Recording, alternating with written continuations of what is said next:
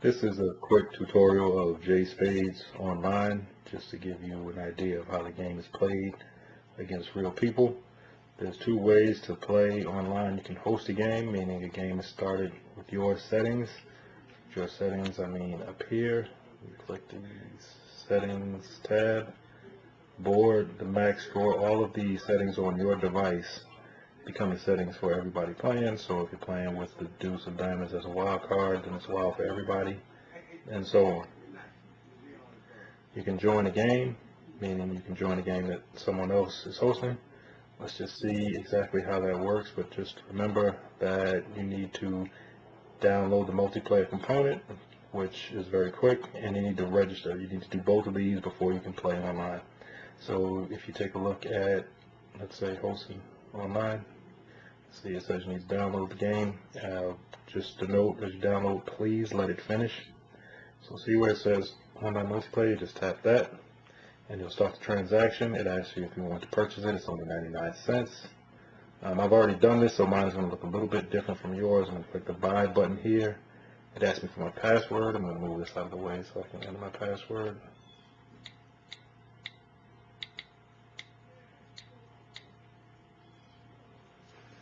Now I've entered my password, and in a second it will prompt me for the rest of the information. You can actually start doing stuff here, but it's probably best to just wait for it to finish. It only takes a second. So you see, it says I've already downloaded it. If you download it before, you won't have to download it again. And in a second, it will say transaction successful. This is just a test. There you go, transaction successful. And you can see here, if I wanted to host a game, it asks me to register, give it my information.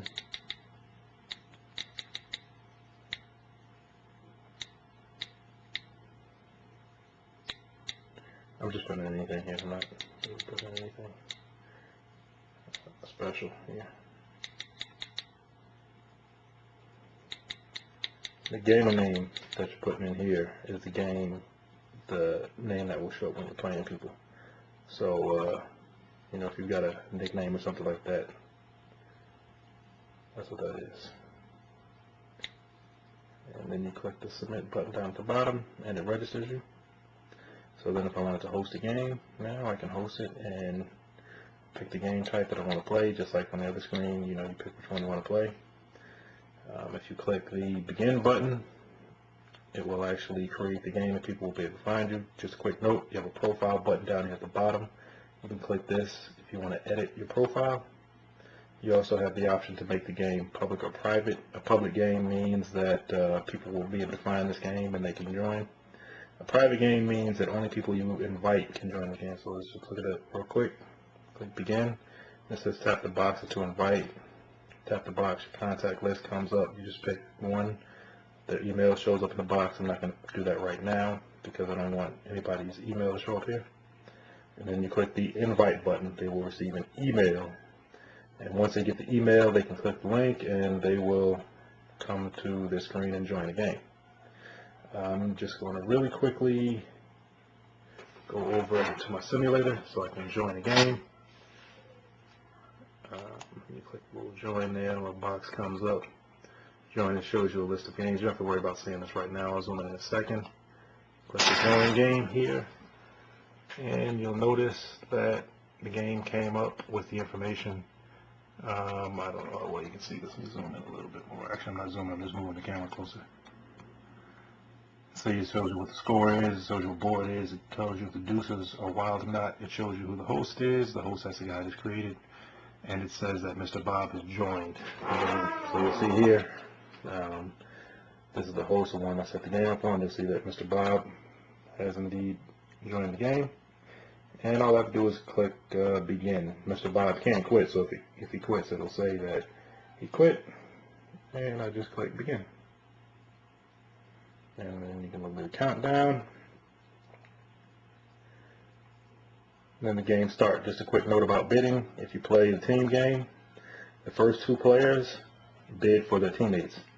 So if you are the third or fourth player, you will set your bid. You know, so if you have one or two, and then that information will be sent to your partner, and he'll bid for the whole team.